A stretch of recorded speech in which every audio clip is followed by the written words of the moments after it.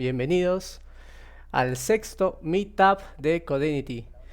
Hoy tenemos el honor de contar con un invitado muy especial, Alejandro Rodríguez, Full Stack Developer con casi 10 años de experiencia en el sector.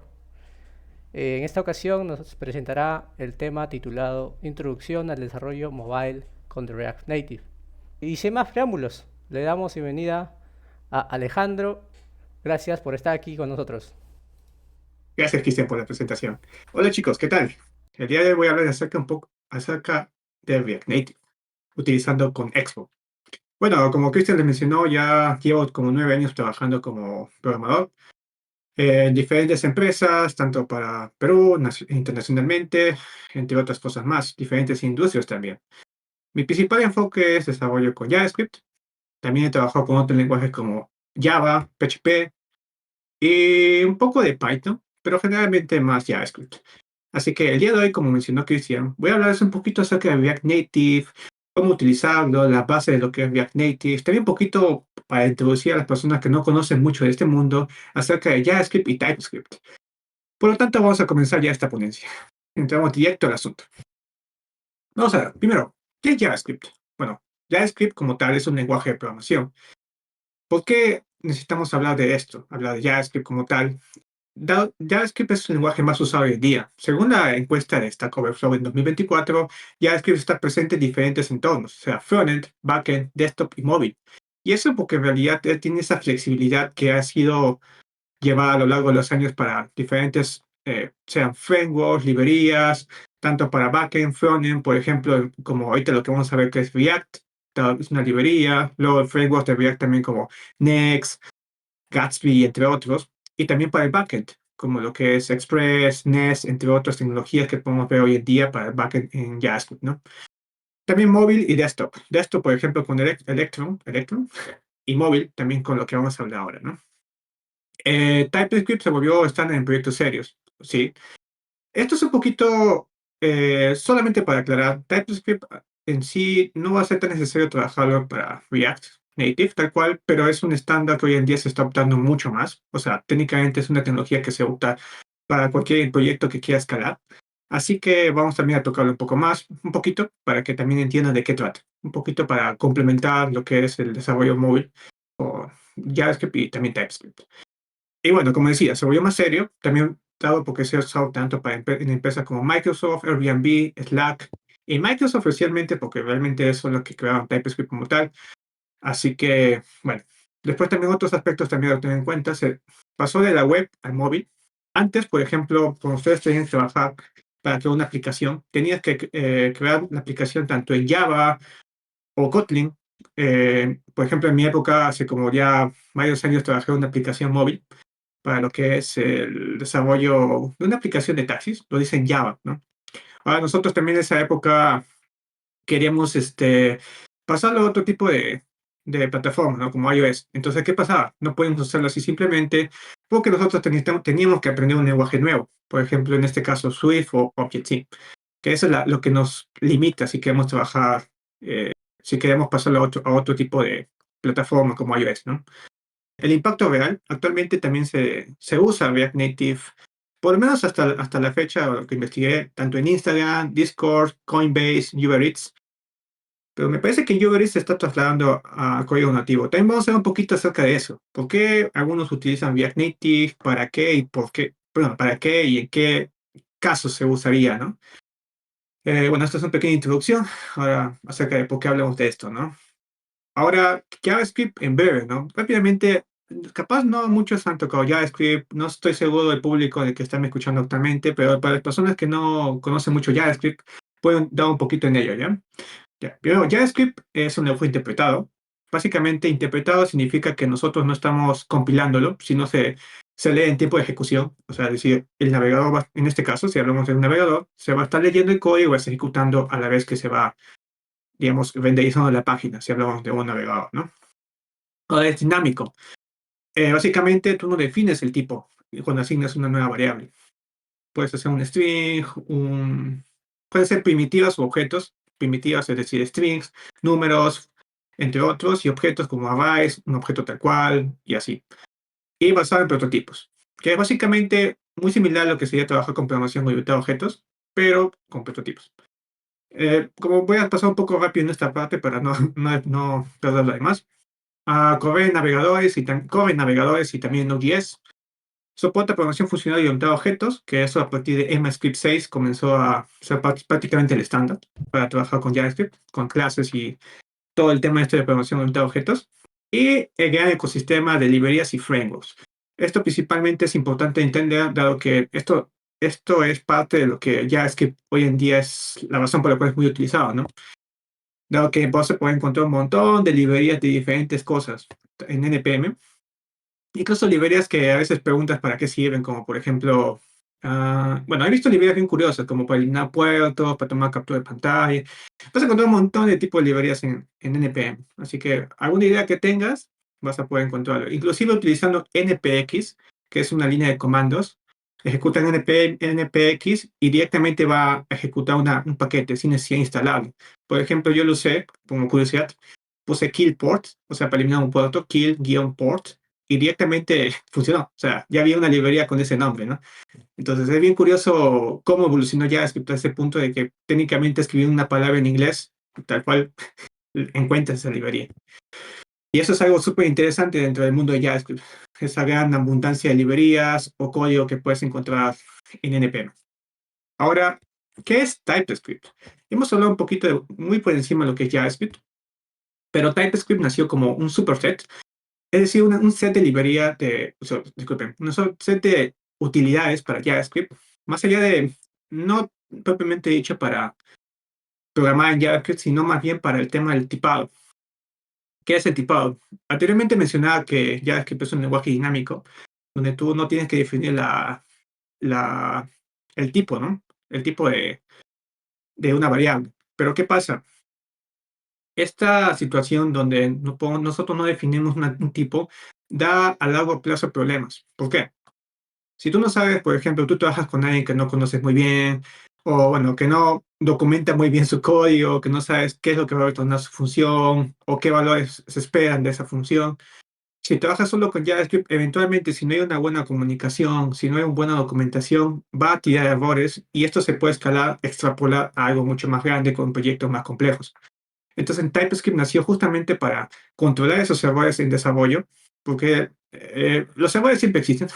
Hay errores lógicos, errores también bueno, errores lógicos básicamente, digamos, una condición, algo que ya no está fuera de lo que se busca con TypeScript, pero lo que trata TypeScript ahora es evitar errores, se podría decir, de un poco de despiste, ¿no? Digamos que en vez de retornar un string, retornas un número y ese tipo de cosas, ¿no? Además que TypeScript, al ser prácticamente, está bien integrado con Visual Studio Code, dado que, como mencioné, fue creado por Microsoft, entonces tiene una muy buena integración, también te ayuda justamente a autocompletar las funciones, sugerencias también de las funciones o diferentes variables que tú tienes en tu código. Entonces esto te ayuda bastante, mucho más a rápidamente a programar diferentes cosas, ¿no? Ya no te limita tanto en ese aspecto. Tanto como JavaScript, que por ejemplo, si trabajas con solo JavaScript, no te da sugerencias de código tal cual en Visual Studio Code. Lo sugiere a partir del texto que está en ese archivo que estás viendo, ¿no? Pero no te dice las variables o las cosas que va retornando tal función, ¿no? Ahorita vamos a mostrar un ejemplo bien básico de lo que es TypeScript, también para que entiendan cómo se tipa y cómo puede ir eso. Ahora, bueno, un poquito tomando en cuenta lo que mencioné anteriormente, una de las cosas es mejor autocompletar la documentación en el editor. Técnicamente, como decía, con TypeScript, el editor ya entiende tu código, sabe cuáles son las funciones, parámetros, valores de retorno, interfaces, tipos, entre otras cosas, lo cual es súper útil para cuando quieres programar y quieres directamente entrar al código. Ya es como una especie de autodocumentación, pero muy por encima, porque eso no va a dejar de lado la documentación que encuentres que puedes crear con una wiki o con comentarios mismos. Entonces, eso también es importante tener en cuenta. Prevención de errores comunes. Es lo que quería mencionar hace un momento. Los errores comunes que podemos encontrar, ¿no? Por ejemplo, pasar un número donde debería ir un string, algo así. Código más mantenible y escalable en equipos. Eso. Principalmente TypeScript. Yo considero, en mi experiencia, que para un proyecto personal, dependiendo de que si tú buscas escalarlo más allá de simplemente que vas a correr para ti mismo, para vos solo para ti mismo, es súper útil. Porque en realidad ya de por sí solamente otro programador leyendo tu código puede entender qué es lo que se espera de cada función y qué es lo que qué es lo que espera, qué es lo que recibe, entre otras cosas, ¿no? Entonces, a medida que el equipo crezca más, TypeScript se vuelve más importante, ¿no? O sea, que el equipo crezca más y el proyecto también. Y bueno, adoptado para la mayoría de proyectos profesionales como React, Angular y Node actualmente. Por ejemplo, este es un ejemplo de TypeScript. Por ejemplo, acá tenemos un tipo, estamos definiendo el tipo para una función. Si tenemos una función que espera un parámetro item, que sea del tipo string y que devolver un booleano, en este caso, ¿no? Después que tenemos acá, vamos a definir justamente esa función como una high order function, que bueno, básicamente es una función que le pasa a otra función. Acá en este punto, esta fn va a tener este tipo, y además va a recibir un array, este parámetro como parámetro en la función filter items. Es un array de strings, ¿no? Nosotros definimos los tipos de esta manera, ¿no? Dos puntos, string, las llaves, para indicar, las llaves son para indicar que es un array y el string es el tipo que espera esta variable, ¿no? Por ejemplo, esta también es una función donde el check name length nos espera un string, un name que es el tipo string, ¿no? Y bueno, igualmente aquí un array de strings. Por ejemplo, aquí hay algo curioso, que en realidad no estamos definiendo propiamente el tipo, pero eso que es una definición implícita que básicamente que ya TypeScript interpreta que esto ya es un array de strings. Ahora, si por ejemplo más adelante queremos poner un number en este array, no va a funcionar porque en realidad todos son array de strings. Es un array de strings.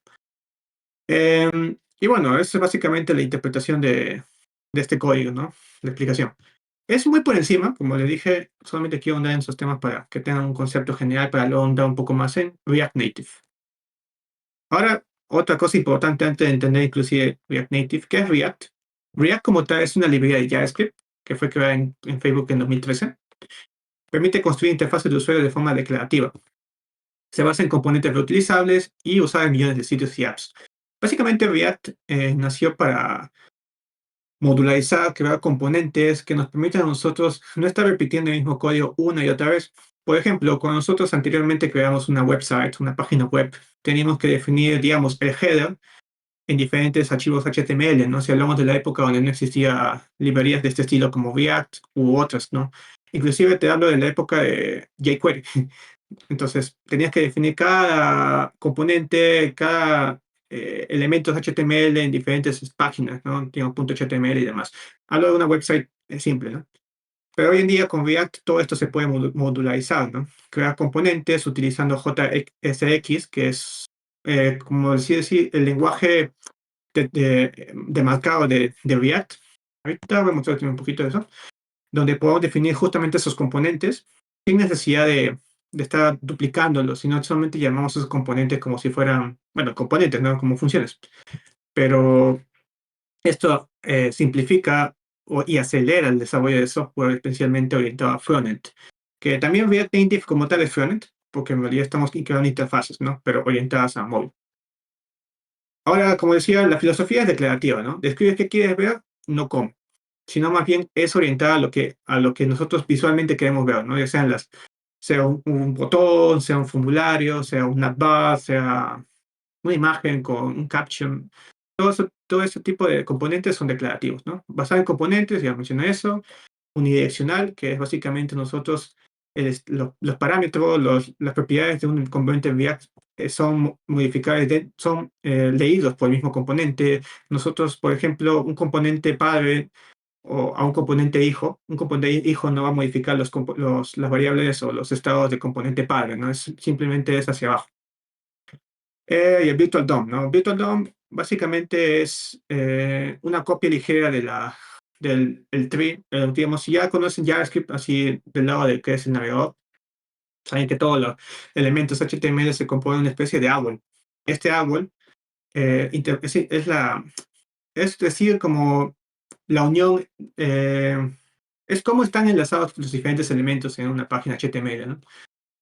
Entonces, este árbol en React no se modifica tal cual, dado que esto afecta el performance de la aplicación tal cual, digamos, web. Entonces, lo que hace es que crea una especie de copia ligera, ¿no? En memoria para hacer las modificaciones ahí mismo y luego solamente las diferencias se hacen en el árbol, el DOM original, ¿no? El DOM. Este, ahora, por ejemplo, este es un componente. Es un componente sumamente simple. Por ejemplo, es un functional component, o sea, un componente basado en una función, porque actualmente se maneja más functional components, son simplemente funciones. Antes, solamente para como curiosidad, no lo bajo aquí, se manejaba con declaraciones en clases, basadas en clases, digamos, ponías class, mi componente, extends o extiende React.reactComponent, si mal no recuerdo, y hacías toda la definición del componente tal cual, ¿no? Con sus diferentes métodos, ciclo de vida y demás, ¿no? Ahora, actualmente, el estándar, lo que se busca más es simplificar ese proceso de creación de componentes y se utiliza componentes funcionales, ¿no? Por ejemplo, este estilo, ¿no? Que básicamente, como mencionaba, el JSX o el lenguaje de marcado, es como JavaScript, es como disculpen, HTML, pero es dentro de una función JavaScript, ¿no? Donde ahí mismo también puedes declarar diferentes variables o funciones, o sea, código JavaScript para luego que una vez que ya que se compile el proyecto nuevo, no es compilación, transpile todo ese proyecto a JavaScript, porque en realidad como React, en realidad al ser una librería, eso luego transpila a JavaScript para ser entendido por el navegador, ¿no? No es que el navegador entienda React tal cual. Entonces todo se transpila, se convierte, si lo podemos usar en nuestras aplicaciones en el navegador, ¿no? Hablando solo de React, claro.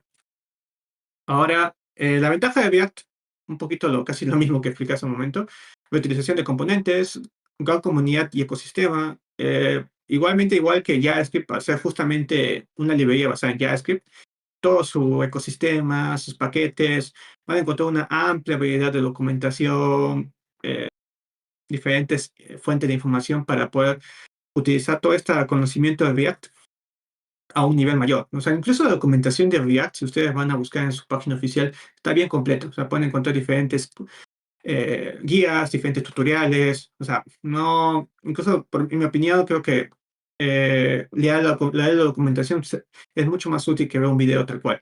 Es un poco mi filosofía más de lectura, pero en general creo que hay mucha información de React respecto, o sea, mucha información acerca de cómo trabajar con React, ¿no? Después de eso, también compatible con web, móvil, lo que también mencioné anteriormente, y fácil de aprender si cuando ya conoces JavaScript y TypeScript, ¿no? Que básicamente es el core de React, el núcleo. Bueno, ahora sí, ya entrando un poquito más adentro con lo que es React Native, entendiendo mejor lo que es React Native. React Native es un framework de JavaScript para crear aplicaciones móviles, ¿no? Usa React, lo que ya mencionamos, compila código nativo y una sola base de código de dos plataformas. Como mencionaba, quiero quedarme en esta última parte, porque lo demás ya creo que se sobreentiende por el mismo nombre, React Native usa React y React usa JavaScript. Estas dos últimas partes acerca de código nativo y una sola base de código, dos plataformas, es solamente importante dado que es lo que marca diferencia respecto a otro tipo de soluciones, ¿no?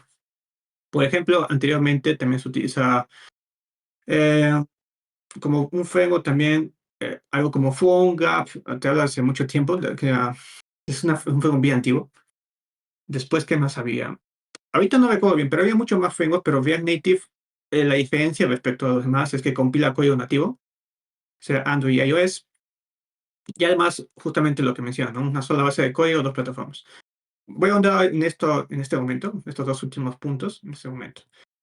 Ahora sí, bueno, un poquito lo mismo, más rápido que desarrollar nativas por separado, gran comunidad, y también lo utiliza Facebook, Instagram, Uber Eats y Discord. Ahora, este punto de aquí también es importante. App nativas por separado más rápido, dado que, por ejemplo, en ciertas situaciones nosotros buscamos hacer aplicaciones que sean, digamos, nosotros somos alguien que tiene una idea súper genial, que quieren hacer algo súper interesante, pero quieren que sea tanto para Android como iOS, ¿no? Por ejemplo, una aplicación para, no sé, pedidos, ¿no? Como Uber Eats. Hacer una aplicación para tanto para Android como iOS implicaría justamente aprenderlo Java, aprender Kotlin, Java no tanto y más bien Kotlin hoy en día, o Swift ¿cómo se dice? para iOS, ¿no?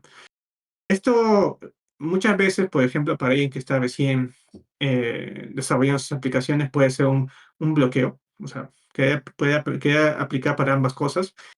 Implicaría tomar mucho más tiempo, tenía que tener más, aprender las dos cosas. Además, también si, por ejemplo, nosotros queremos mantener esa aplicación más adelante, tendríamos que tener también programadores o personal que se encargue de ambas aplicaciones, lo cual también requeriría una inversión mayor, ¿no? Por eso también menciono esa parte porque es importante para entender por qué también usar React Native, ¿no? Ahora, un poquito entender cómo funciona React Native bajo el capó, ¿no? Por detrás. Básicamente, React Native, como tal, eh, usa una especie de puente, tal cual como dice es un componente que se llama Bridge, que básicamente interpreta que cada componente en React se transforma en un componente nativo en iOS y Android, ¿no? Por ejemplo, en este gráfico, como ve acá, nuestro components tree, que básicamente lo que se explicaba, toda la jerarquía de componentes y cómo se interconectan entre sí en React. Luego, eso lo transforma a diferentes componentes en las plataformas, por ejemplo, de iOS y Android. Además de también interpreta qué APIs, es decir, por ejemplo, location, cámara, o sea, localización, cámara, audio, sensores, Bluetooth, entre otros, se van a utilizar dentro de código que nosotros hemos definido en React. Entonces, este bridge es el que nos permite justamente usar código nativo en React Native.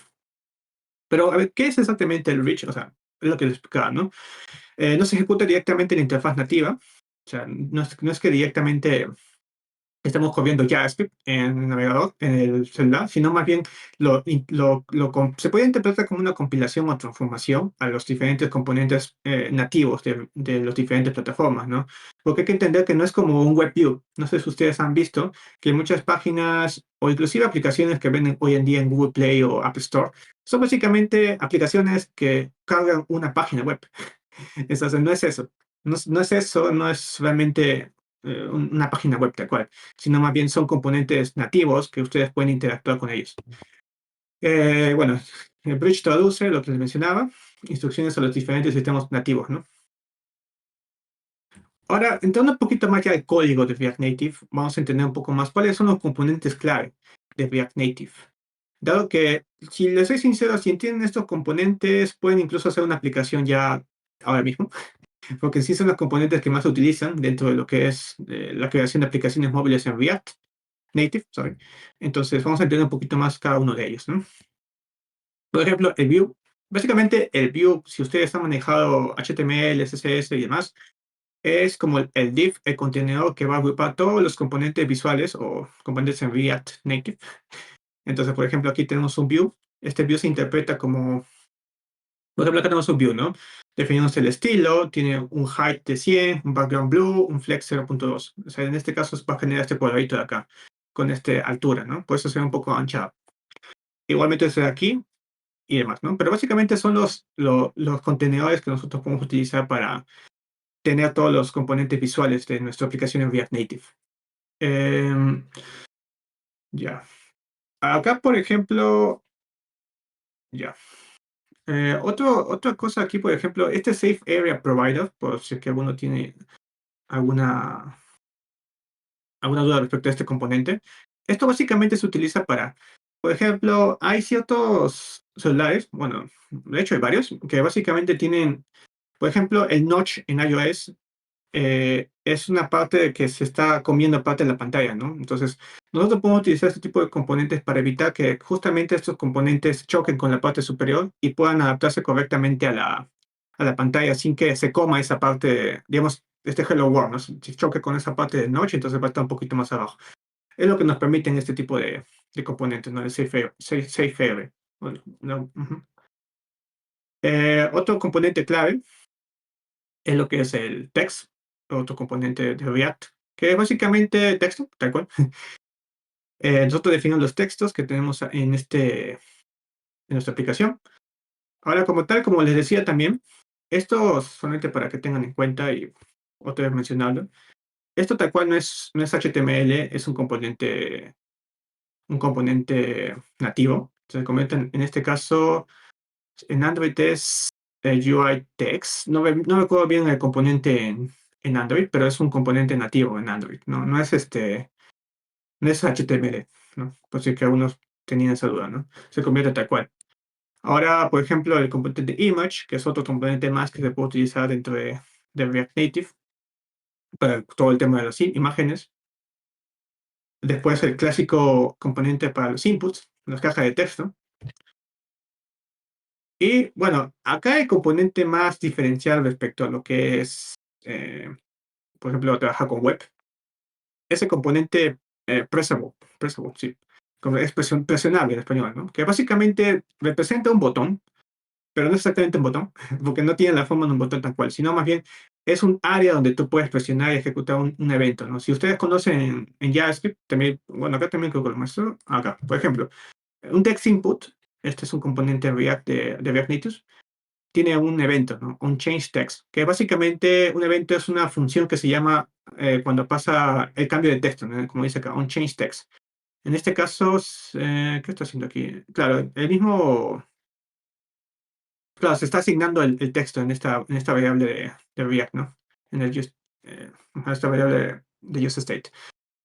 Pero, ¿qué pasa aquí? Este pressable o este presionable tiene diferentes eventos, ¿no? Por ejemplo, cuando presionas mucho tiempo, cuando después de presionar. También el botón tal cual tiene muchos eventos, pero este de aquí como que tienes que jugar, de acuerdo a tu lógica de tu aplicación, puedes jugar de muchas maneras con los eventos de este componente especial, ¿no? Porque en sí no existe un componente tal cual botón o button, solo leyendo tal cual. Entonces, esto es algo a tener en cuenta, ¿no? Lo que más creería que es lo diferencial respecto a lo que es si trabajas solamente componentes de React, ¿no? Tal cual. O mejor dicho, componentes de HTML, ¿no? Ahora, otra cosa también es el tema de los estilos, ¿no? En React Native no existe CSS tal cual, sino son objetos JavaScript, ¿no? Está basado en Flexbox y tiene la consistencia entre Android y iOS. Acá también otra cosa que no lo menciono aquí es, por ejemplo, el tema de lo que es responsive. O sea, por ejemplo, ya con Flexbox nosotros podemos manejar muchos aspectos de cómo se van a ver ciertas vistas, ¿no? En la aplicación. Pero, por ejemplo, si nosotros tenemos una medida específica, no sé, un celular muy pequeño o muy especial en sus medidas, no existe algo tal cual como si ustedes conocían en CSS los media queries o algo parecido, ¿no? Entonces nosotros tenemos que definir programáticamente eso. Es decir, conocer las medidas, conocer el tipo de dispositivo que estamos trabajando, ¿no? Entonces eso también es algo a tener en cuenta cuando trabajamos con los estilos en React Native, ¿no? Ahora, capaz alguno me mencionará que tal vez existan frameworks para CSS. He encontrado inclusive frameworks, si han usado tal vez de Tailwind o, por ejemplo, frameworks muy parecidos a lo que es Bootstrap, Material UI. Y sí, es verdad, son componentes ya hechos, un set de componentes que ya directamente ustedes pueden utilizar sin necesidad de estar estileando y todo, ¿no? Pero para alguien que recién está empezando, yo recomendaría también entender bien este aspecto, porque muchas veces esos componentes sí tienen todo lo que ustedes buscarían, pero si trabajan para una empresa, muchas veces la empresa busca una customización algo más personalizado, ¿no? Entonces tienen que entender también cómo trabajar con los estilos, ¿no? Eh, por cierto, hablando de cómo se ven los estilos, creo que no lo puse ahí. Son estos de aquí. Por ejemplo, ustedes tienen que crear una variable styles. Bueno, el nombre puede ser cualquier cosa, pero tienen que usar este objeto de aquí junto con esta función, ¿no? Ponen el create y ponen el objeto tal cual definiendo los diferentes estilos, ¿no? Estos en sí son los nombres de los estilos, pero las propiedades, entre comillas, CSS o de estilos, eso tienen que definir acorde a lo que ya está establecido en React Native, ¿no? Como place, width. Por ejemplo, hay cosas que son muy similares a CSS como tal, pero otras cosas no. Por ejemplo, si mal no recuerdo, mm, ahorita no recuerdo bien, pero el punto está en que hay muchas propiedades CSS que sí se parecen entre sí, ¿no? Em, por ejemplo, luego tiene este objeto, se va a crear un objeto aquí, en styles, y bueno, styles.container, ¿no? Si ponen punto container, ya directamente vos a estas propiedades de estilos que se definen aquí, ¿no? Flex 1, ¿no? Creo que no se ve se ve. Otro aspecto a tener en cuenta. Sí, bueno, esto es lo que les decía acerca de los estilos propiamente dichos o sea, definidos en JavaScript, ¿no? Ajá, definidos en JavaScript, en código, básicamente. Un segundo. Ahora, quería hablarles un poco más de las limitaciones, ¿no? Y retos también acerca de React Native, ¿no? El performance en apps muy pesadas o animaciones complejas. Ahora, React Native o Expo también, ahorita voy a mencionar también Expo, que eso es parte también de lo que tenemos que ver. Es en sí tiene muchas propiedades, ventajas, flexibilidad de código, poder hacer mucho, no, flexibilidad de desarrollo, desarrollar una aplicación para diferentes plataformas. Pero si llegas a un punto en el cual no necesitas APIs nativas o APIs muy complejas, React Native se va a quedar un poco corto. Entonces eso también hay que tener en cuenta. Dependencia del bridge. Sí, por ejemplo, esta parte de aquí, claro, nuevas arquitecturas, eso también, el bridge como tal, o sea, hace que la aplicación sea también más pesada, que sea un poquito más exigente porque en sí los componentes se están trasladando a React, a código nativo. Entonces también eso es otro aspecto a tener en cuenta. A una situación nativa lo quieren eject. Eso también es lo que le mencioné hace un momento. Eject básicamente es una manera de utilizar solo React Native. Ahora, actualmente la manera en que se trabaja o la más recomendada es utilizar Expo, que ahorita lo que voy a mencionar. Pero Eject básicamente es React Native solo, sin nada de Expo y demás. Y Expo, creo que esta parte lo explicaré después, pero quédense con la idea de Eject, ¿no? Puede ser mayor que una app nativa pura. Esta parte no, creo que lo escribí mal. Pero el punto que creo que es muy probablemente que bueno, no es probablemente. En sí, la aplicación tal cual va a ser más pesada. O sea, más pesada a nivel de cuando descargas una aplicación, los megas, ¿no? O sea, el tamaño de la aplicación. Entonces, y también eso, no debes conocer tanto JS React con conceptos de Android y iOS. Esta parte de aquí también es porque en ciertos puntos tienes que modificar ciertas metadata de las aplicaciones, digamos el nombre de de la aplicación, la versión, algunas librerías nativas, unas configuraciones. Son configuraciones muy por encima, ¿no? Pero es algo también que tener en cuenta para ciertos conocimientos generales o conceptos, ¿no? De Android y iOS para desarrollar en React Native también. ¿Para qué es Expo? Expo básicamente es una plataforma o framework donde nosotros podemos crear aplicaciones de manera mucho más rápida, ¿no? Expo ya tiene todito las APIs, todito las librerías que podemos utilizar en React Native, haciéndolo mucho más fácil de hacer, de crear aplicaciones, ¿no? Es ideal para prototipos y MVPs, cuando quieras hacer aplicaciones sumamente rápidas. Expo Go es tal cual una aplicación que nosotros solamente leyendo con un código QR podemos instalar automáticamente nuestra aplicación que estamos desarrollando, ¿no? Sin necesidad de Android Studio, Xcode. O sea, porque literalmente, como mencioné anteriormente, bueno, no lo mencioné, pero este tipo de aplicaciones también tienen que compilarlos, ¿no? Entonces, Expo te hace el proceso mucho más fácil, ¿no? No tienes que estar compilando todo para ver recién tu aplicación corriendo en tu celular, ¿no? Entonces, Expo es sumamente útil en este aspecto. Expo Go, quise decir. Por ejemplo, esto que es Expo Go, ¿no? Básicamente nosotros tenemos ahí corriendo la aplicación, se conecta a un puerto de de tu aplicación corriendo localmente y ahí puedes ir viendo los diferentes cambios en tu aplicación, ¿no? O soporta how to reload, que es básicamente haces un cambio en tu aplicación y lo vas a ver directamente en tu celular, como la modificación, ¿no? Es un cambio, digo, en tu código, y lo ves directamente en la aplicación de Expo Go, ¿no? Ya corriendo. Ya, las APIs de Expo, o sea, ofrecen librerías nativas ya integradas, ¿no? Como cámara, galería, GPS, sensores, notificaciones patch, iconos y fuentes, ¿no? Esto, si utilizando solo, sin Expo, es mucho más complejo de tocar porque tienes que modificar tanto código de iOS claro, de iOS y Android, entonces eso es más pesado, no más pesado, sino más bien lo hace más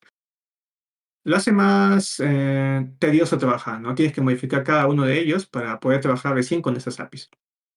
Ahorra tiempo y evita configuraciones complicadas, eso también. Expo Snack es básicamente una herramienta que nos permite a nosotros ver nuestra aplicación en navegador. Dado que Expo también nos permite crear aplicaciones web. Eso también es algo interesante de Expo. Claro, siempre y cuando sean componentes que no sean nativos tal cual, que no necesitan en sí las librerías nativas de Android o iOS. Por ejemplo, acá, ¿no? Por ejemplo, algo como utilizar las vistas, view, text. Son componentes que no son complejos y se pueden interpretar para hacer aplicaciones web, ¿no? O bueno, transformar a elementos web. Como mencionaba, es configuración súper rápida. Ponen expo start y ya se comienza. Hay incluso un comando, ahorita no lo tengo, pero solo para mencionar también, que esto es más teórico. También me gustaría, si es que a muchos de ustedes les gusta lo que les estoy explicando, quieren saber más de React o React Native con Expo, posiblemente pueda haber un taller, ¿no? Va a depender mucho de la acogida de este evento, ¿no? Pruebas fáciles en cualquier dispositivo, publicación rápida de prototipos y actualizaciones over the air. Que básicamente es lo que mencionaba, ¿no? Que básicamente cualquier actualización se ve en tiempo real en Expo, ¿no? En Expo Go, por ejemplo.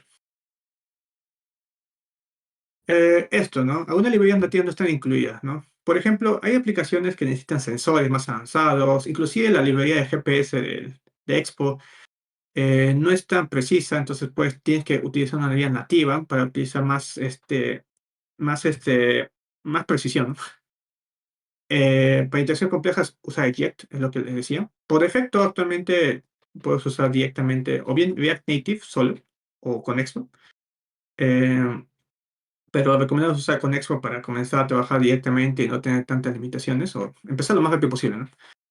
Pero ya cuando llegas a un punto en el cual necesitas librerías más complejas, vas a tener que usar justamente el comando eject, que ahora creo que ha cambiado a otro nombre de comando, pero básicamente es dejar Expo de lado, todas sus librerías nativas de Expo, o las librerías de Expo, como las que mencioné anteriormente, y usar librerías propias de React Native, ¿no?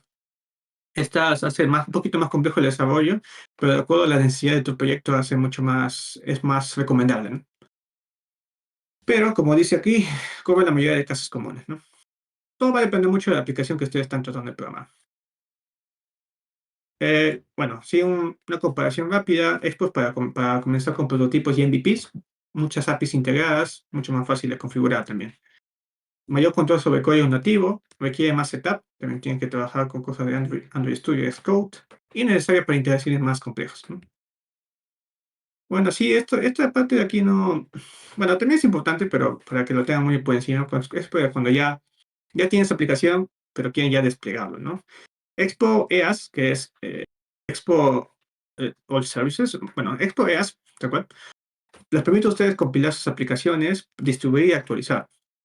Es como una especie de plataforma donde ustedes eh, compilan las aplicaciones que se está compilando ahí mismo sin necesidad de que ustedes lo hagan en su computador, ¿no? Tiene sus ventajas y desventajas, pero la principal desventaja de esto es que es de pago hasta cierto punto. O sea, es freemium, por decirlo así.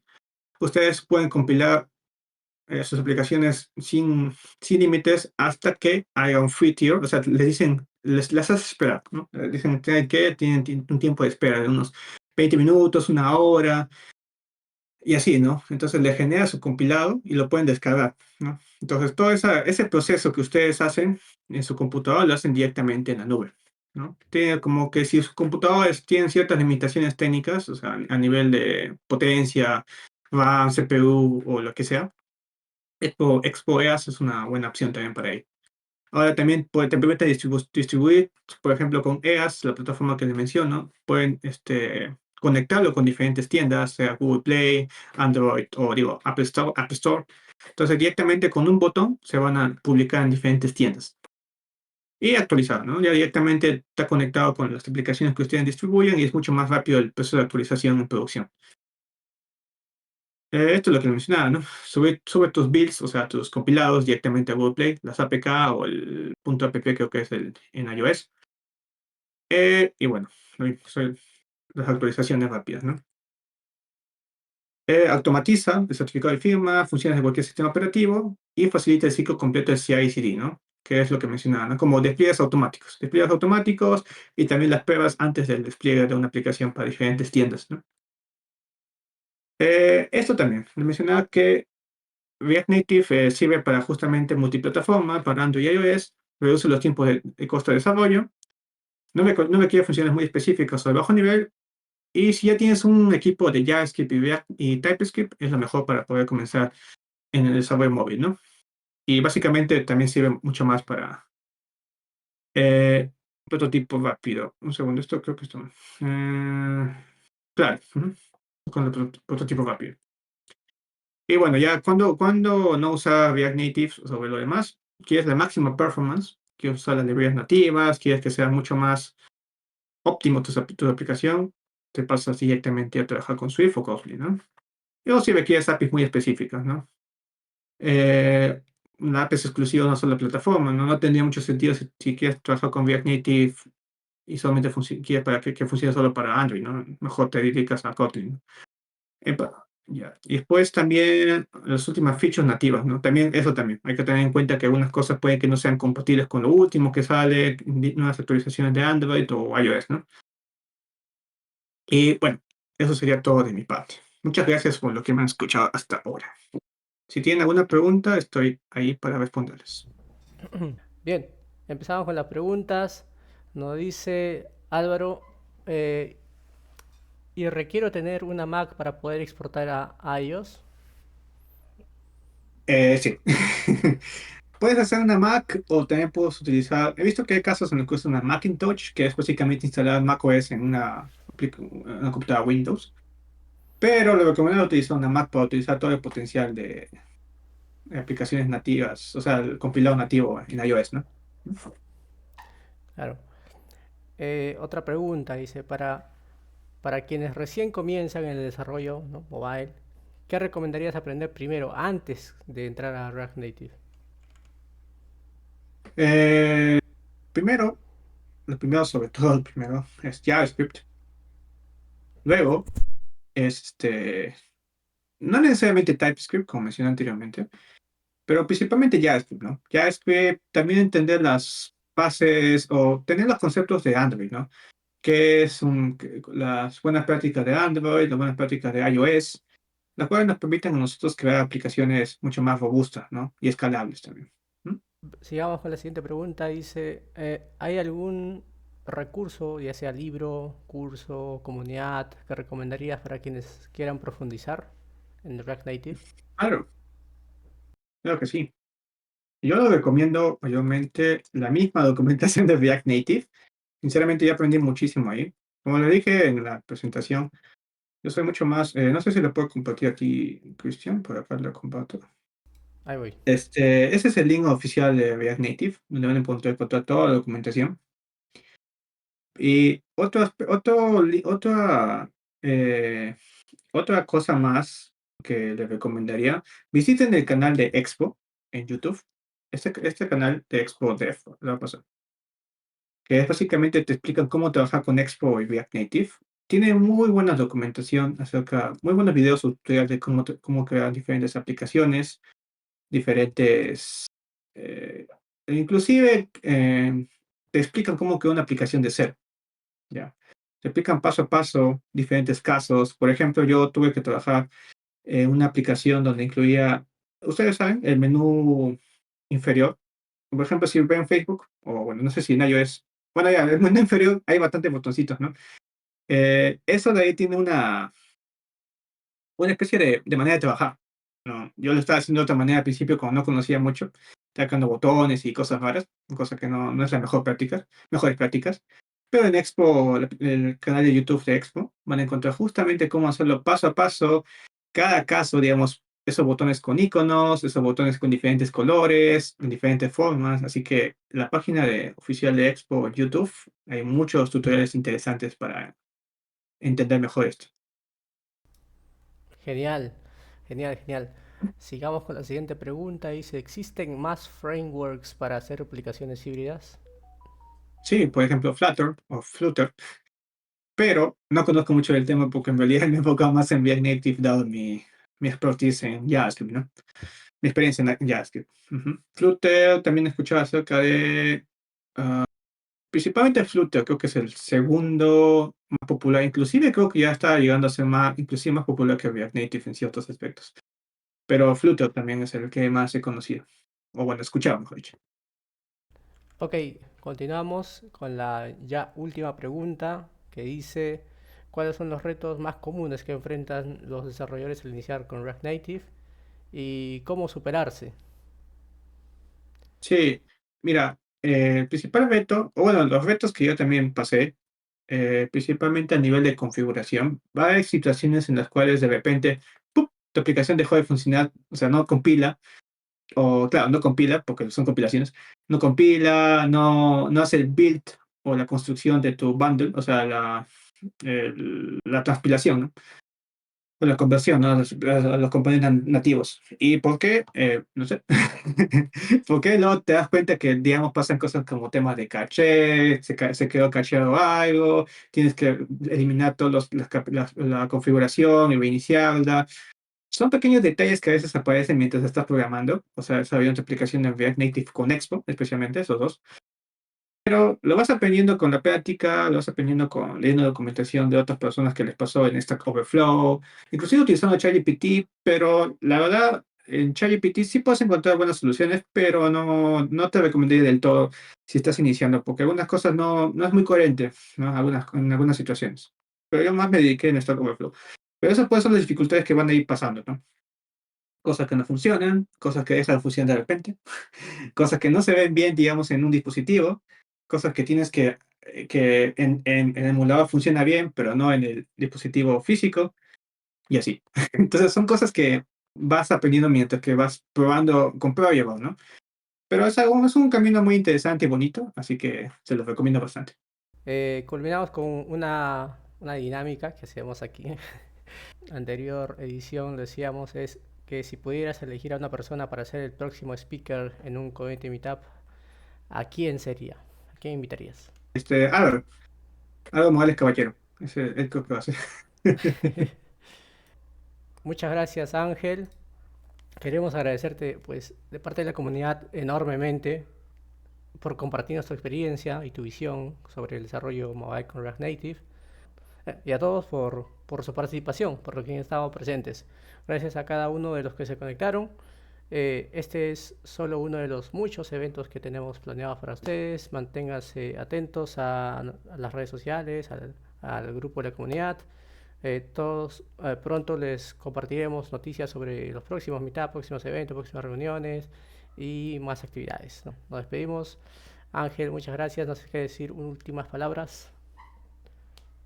No, nada, solamente agradecer a todos ustedes por su tiempo, su dedicación en el desarrollo de software. Así que espero que sigan investigando un poco más y nos puedan esperar en próximos eventos de Codenity, en los Codenity Meetups, ¿verdad? Claro, por supuesto. Así es. Listo. Listo, Muchas gracias, hasta chicos. Hasta una nos próxima. vemos. Chao, chao, chao. Hasta la Chao, chao. próxima.